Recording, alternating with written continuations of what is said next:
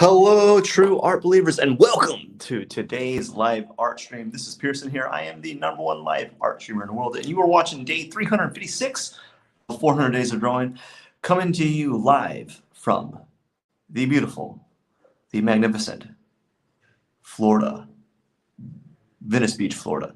Anyways, we're going to be doing some quick gestural drawings or studies from the late and great George Bridgman Complete Guide to Drawing from Life. And so before we begin, please hit that subscribe button. It really means a lot to me, and I really much appreciate it. So let's begin today's stream, shall we?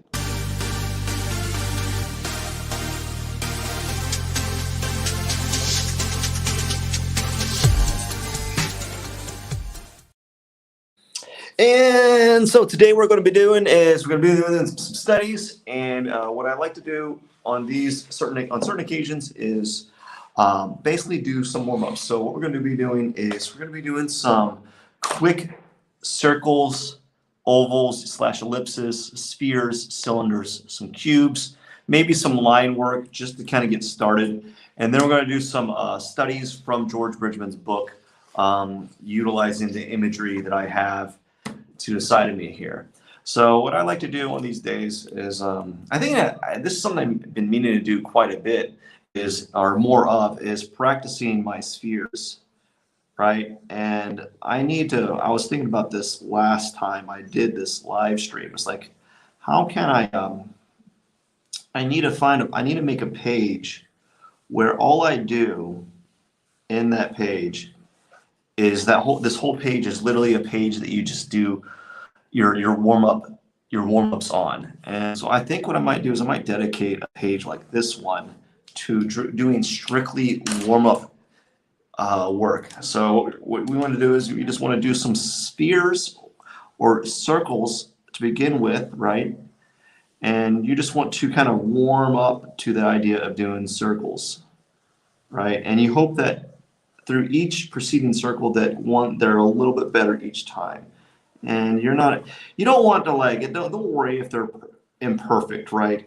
I used to do this exercise a lot when I was teaching art, and I find that it was very good to do, but oftentimes the students would do stuff like this. They just, circles, all right. And then you're like, well, that defeats the purpose of doing this. Like doing these type of circles versus doing these type of circles, completely different beast. And even though doing these circles right here can be a little bit mundane, I agree that it is a boring exercise to do. But I think it's a good exercise that many beginning artists and probably a lot of like master artists should do more often, to kind of get their hand-eye coordinations firing, their synapses in their hands, and all the things that are required of you as an artist. I think doing these exercises is quite valuable. So now after done some circles here, what I'll typically do on this occasion is hopefully I'm not muted this time. Nope, looks like I'm not muted. I'll double check after the fact. I'll do some ellipses, and typically on this, when I was teaching it, I'd have everyone do pages of ellipses, and they hated me for it. They would hate me, ellipses, because we would spend 30 minutes doing nothing but this stuff. So we'll do some ellipses here just to kind of get the drawing juices flowing, I guess.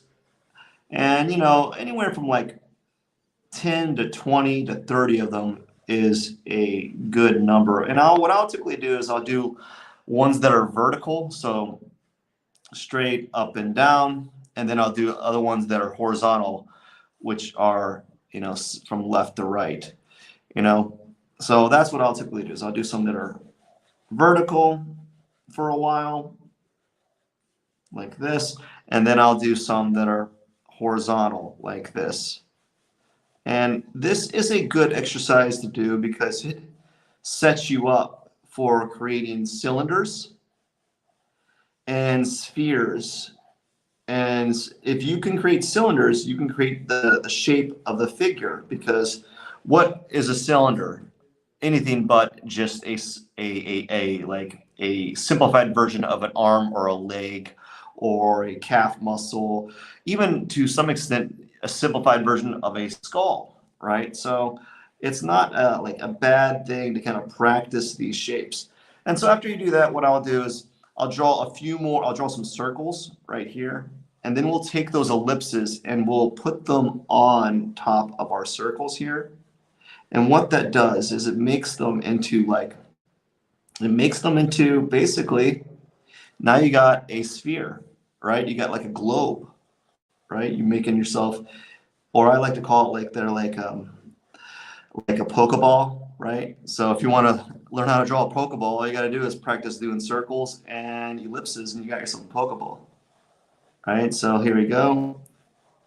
And typically I'll do like 5 of these or so as a good warm-up exercise. You know, sometimes it's good to do a variety of sizes like you have here. And this one was kind of messed up, but that's fine. And that's okay. That's an okay thing to have happen when you're doing these exercises. And I know, like, so whenever you're doing these live streams, whenever you do any art, in all honesty, everything is basically the same process, just broken down in simple forms. And especially with a lot of more technical drawings and more advanced, like figurative work, are pretty much a huge process. And it's not to take away from the exploration phase of drawing. There's still that involved, but there's also a formula of sorts, kind of like math. There's formulas to come to certain conclusions, certain answers to problems. The same thing with art. So I made some spheres, and then what I do is I take these ellipses that I made, and now what you can do is you can practice a few. We're going to practice a few, like, oops, that was pretty bad. Cylinders. So now what we can do is practice some cylinders. So maybe before we even do cylinders, what I would like to do is maybe you want to do like some warm-up lines. So like maybe some lines up and down. So just practice a few lines going up and down, maybe even alternate. So notice how one way I'm going this way, another way I'm going up. So it's always good to kind of practice doing lines at different angles, because you're not always going to be in the position to do lines at like the angles that you want to. And so after we've done a few lines like that, maybe you want to do some lines that are horizontal, you know, practice going back and forth, you know, back and forth, back and forth, back and forth, back and forth, back, forth. I noticed that my horizontal lines are much weaker than my vertical lines, so I need to probably start practicing that more often. Back and forth like this, right? Fairly easy. And maybe even for some good measure, you might even want to try doing some hatching. So let's do some diagonal lines, right? That's always good to kind of practice as well. You know, this is the kind of practice doing angular lines from time to time. And now what we can do, as you can see, what I did is I made like squares. I'm gonna just kind of go to the side of the page here. Getting a little sloppy, but that's fine. And now, since we practice our line work, what we can do is we can basically practice some ellipses and to make some cylinders. So get some ellipses here, and then you do some vertical lines like this, and now you have some cylinders like that. And that's always good to practice from time to time. And as you can see, this is merely a warm-up, man. I think really I should be doing this every time, is just to do this. Just to do this stuff over and over again to kind of really prime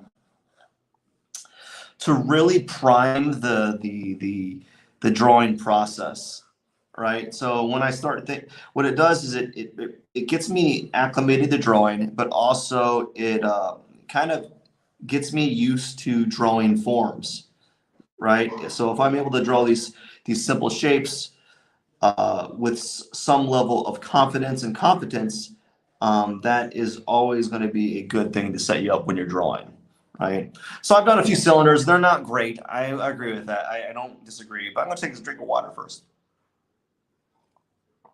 And that's fine. That's fine that these don't look great. I'm not, that's part of the process. So the next thing that you maybe want to do is play around with cubes. So what I would like to do is maybe for this is let's just start out by making some squares. I know it's like a stupid thing to do, right? Or rectangles and squares. And this is a good thing to do because it practices your ability to make straight lines confidently, right? So we're just gonna do some squares here. Then maybe, I don't know, let's do something like that. Maybe make them into a cube, do something like that, who knows? Or maybe do like an X form here. Maybe do it again, who knows? There's no like rhyme or reason why I'm doing this. And then maybe do another X form here. So that's, okay, so now that we kind of got some squares, we basically did some straight lines, made some shapes here. We're gonna turn that square into a cube. So now we're gonna take this square here or a square-like object, and we're just gonna make a few one-point perspective cubes here, just by from imagination. And we're just gonna do a bunch of them, probably going to their own vanishing point. And we're just gonna practice that real quick. A little rusty, quite frankly, I'm quite rusty on these. Haven't done this in a while, and I think I might have to start introducing this more often. It's in order to basically keep yourself fresh with it, right? To keep yourself fresh in the process. And now notice that they're almost isometric in shape there, right? And when you're doing this, you don't want to worry about how long is it going to take. It takes however long it's going to take. So now that I've done some 1-point perspective and so forth, I can go ahead and do some 2-point perspective cubes that are not that great, but it's better than nothing, right? And that's a good thing, right? So we're just kind of practicing these cubes, kind of just doing the same type of cube each time over and over again until you feel confident, or a cube that's similar in like angles, right? I also heard there's some people like to do this where they like to imagine where the lines are going into perspective. So some people like to do this where the lines go past the cube so that they know that they're going to a vanishing point, because you want these back ends here to be shorter than the front end of your cube.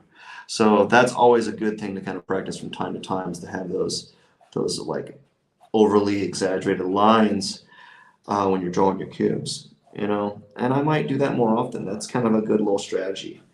And as you can see, I'm quite rusty on my cube action, but that's okay. Like, that's okay.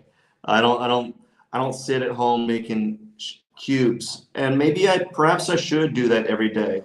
Maybe that should be part of my live stream thing. That thing that I always do is a solid warm-up phase where I'm just kind of doing stuff like this, and then, you know, just kind of doing things like this, and then, yeah, just kind of playing around, right? And I think this might be it, right? As far as just warm up.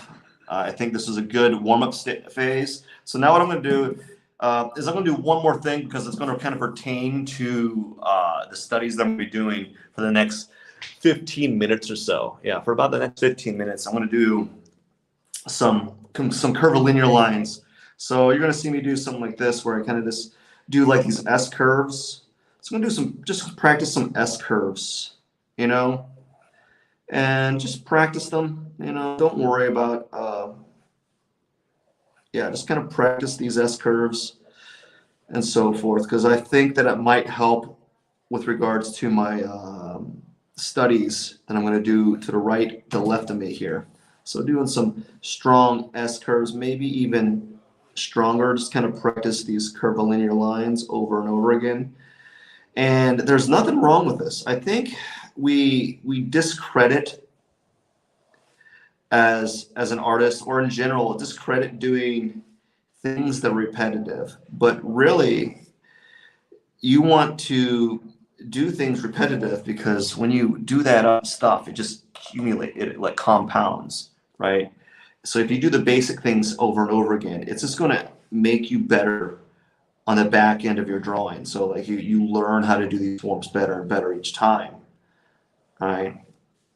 And perhaps I'll even update my my warm-ups to something a little bit more like maybe my warm-ups will entail like doing block forms and doing like sphere forms for heads. Maybe I might start doing that once I get a little bit more knowledge on how I can kind of streamline it.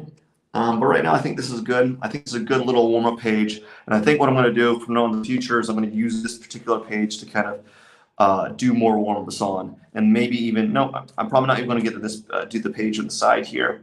I'm just going to do this page until it fills up until it's like just a giant mess of lines. So now, after we've kind of warmed up here, since I did some quick like curvilinear studies, if we look at this figure here, this S figure, that translates from that study that I just did. That is a direct one-to-one, not one-to-one, but like it definitely will apply to this, because if you see this figure here, you can see it's kind of moving in an S form. So it's kind of moving in this S form like that. See that S form right there? It's a very, when I say S, it's more like, it's an S form. It's not like it's not like an S letter, but it has an S essence. So it has that S curvilinear shape, right? So now what we can do is kind of take that S form that I drew there and kind of add the information that I'm seeing here. What I'm going to do is I'm going to do this form right here and probably add more information that I'm seeing. It's probably going to be closer to what this is, but maybe we'll just do this one. Or no, we'll do this one and then kind of merge this form in here. So we're going to take this arm form here. Notice that the arm is kind of making this curvy form to kind of express, I guess, the ribs. And then this V-like wedge, there's a V-like wedge happening here. There's a V-like wedge that's meant to express the hips of this figure. And then there's a block-like form right here. So like a block-like form to express the actual hip, right? You have a V wedge, a V-like wedge, and then you have a blocky form right here to express the pelvis area. And then you have this U form to express the torso, right? And you can't really see it here because I'm kind of trying to render or trying to do what I'm seeing here, but I'm kind of expressing what the artist is doing, trying to explain it in my language verbiage, right? So that you can understand what I'm thinking, what I'm seeing in the process. And then what he does is he kind of does this little gestural leg thing here. And then pivot the hips, get the hips there, and then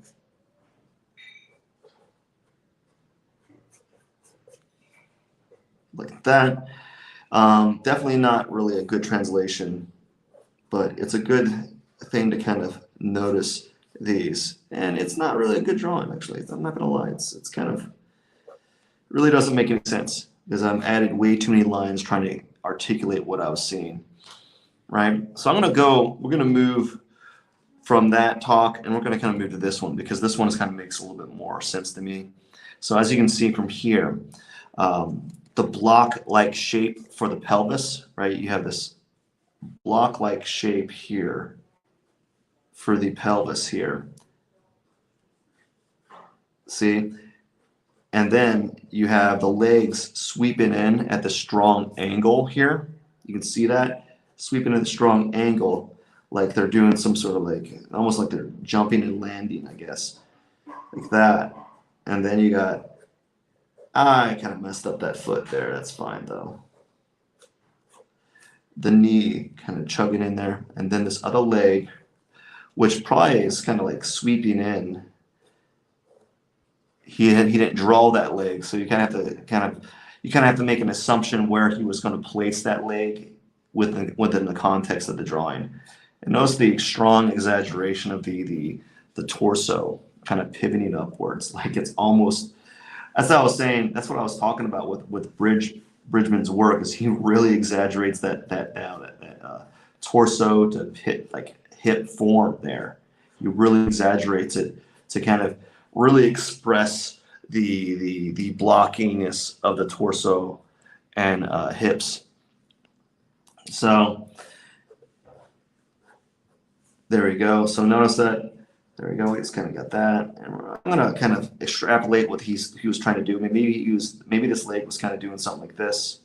Who knows, right? Who knows what the leg was doing? Maybe it was pivoting that way, and then this leg was doing something like this, and so forth. We really can't know because he didn't finish that form. The arm kind of comes off the paper. It's going to come off the paper here, right? And then the torso kind of does a torso thing. I'm going to add a little bit of a line here to express the hip, right? And express this. So, and let's give a block-like shape to express the head. Just a little bit right here. Just kind of express this guy, the head that he was rendering. So that's right there, right?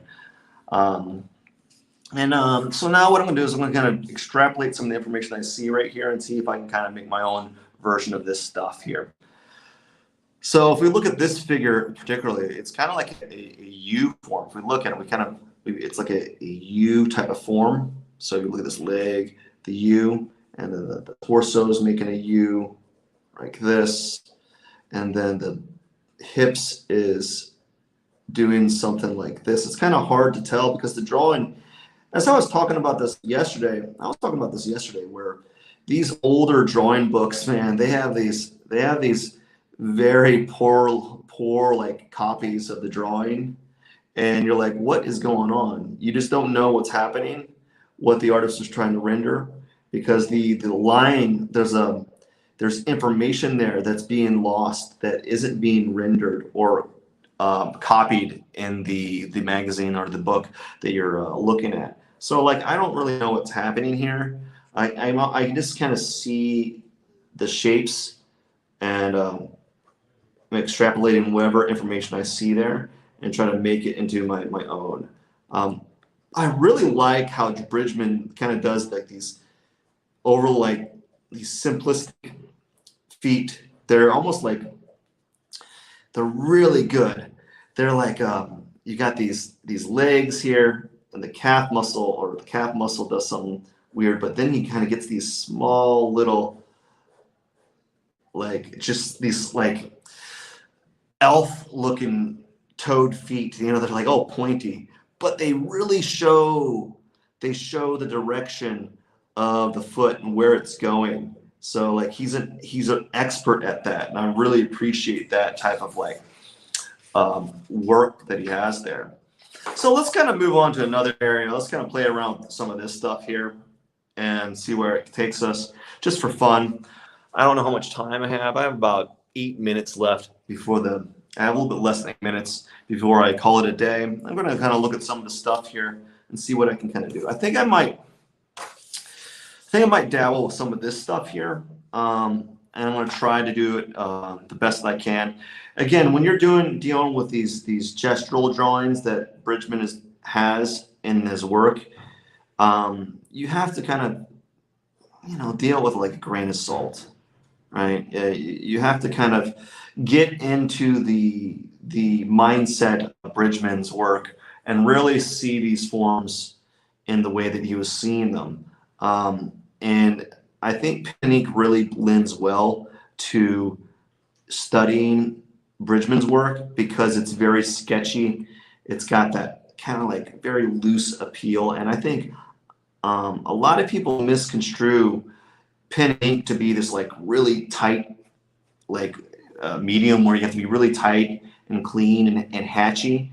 But I find it to be a medium that you can be very, very loose and very, very just more gestural than you think you can be with a pen and ink pen, right? So it really lends itself well to a lot of these things.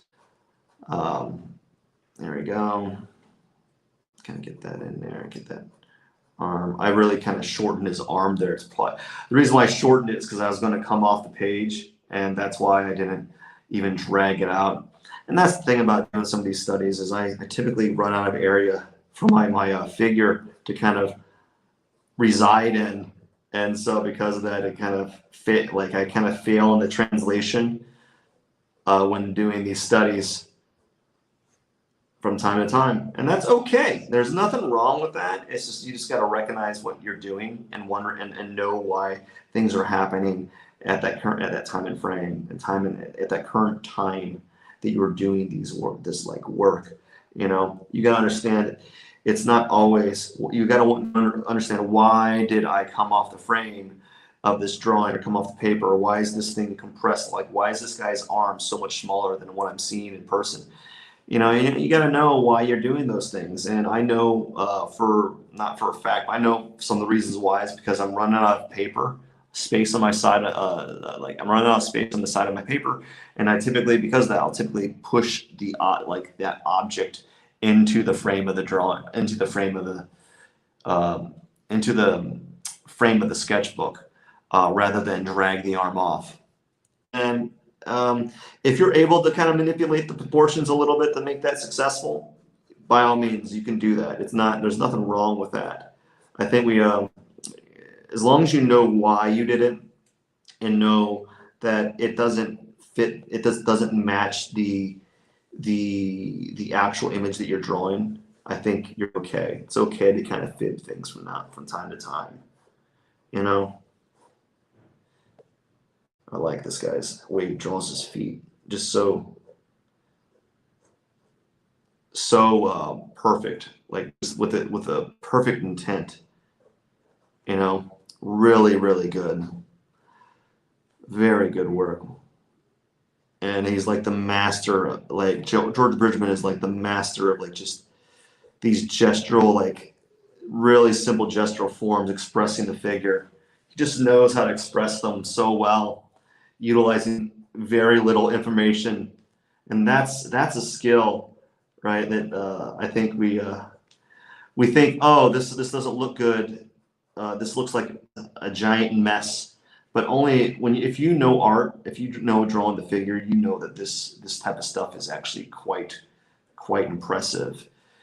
When you look at it, look at how he addresses these forms. You look at how he does. The figure, how like this is very nice. He really expresses that gestural form there. He knows these blocks. He knows how to structure the figure in a manner that is quite pleasant, you know. So we'll see if we can find something else here. I didn't spend a lot of time like looking up areas that I should draw. I don't know. It was kind of it's one of those days where you just ran out of time, you know. And I don't have a lot of time, actually, by the way. I'm going to find one thing I can kind of fiddle around with. Maybe I'll just kind of fiddle around with this a little bit. We'll just kind of do a quick little gesture drawing of the thing that I'm seeing right here. This figure kind of. What's hard about Bridgman's work with these images is they're really gestural, and they're meant to kind of just express simple form. And because of that gestural like format, it's really hard to kind of see what he was thinking, and it's a challenge from time to time.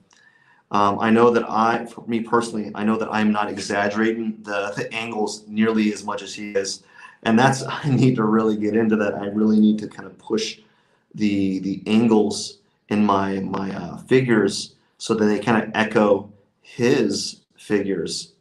That's what I'm trying to do, and it's been kind of difficult, quite frankly. He's got a very, very interesting way of expressing the figure and pushing those angles to the extreme, but they're not like cartoonish, right? They still have weight in the real world, and that's why they feel very natural. because they have that sense of the figure applying weight onto the surface, right? They feel like they're really standing because of that exaggeration of form.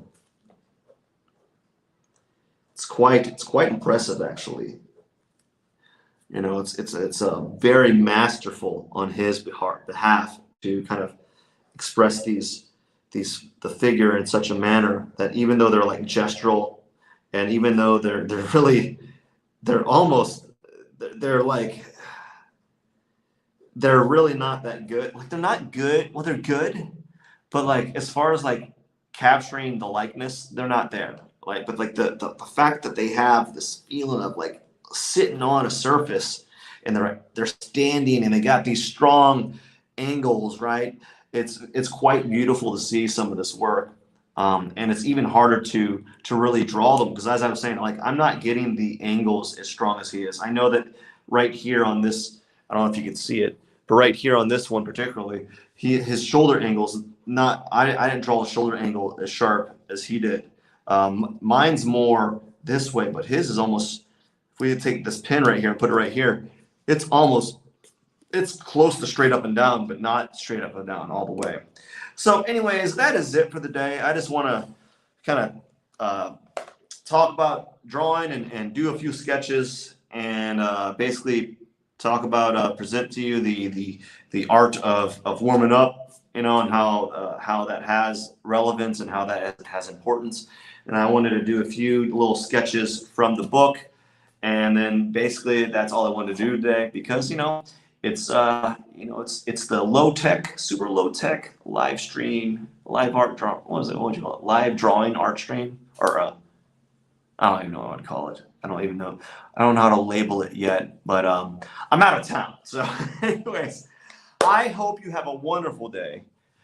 This is Pearson coming to you from Venice Beach, Florida, and I'm getting ready to have a little bit of fun. Anyways, I hope you have a wonderful day.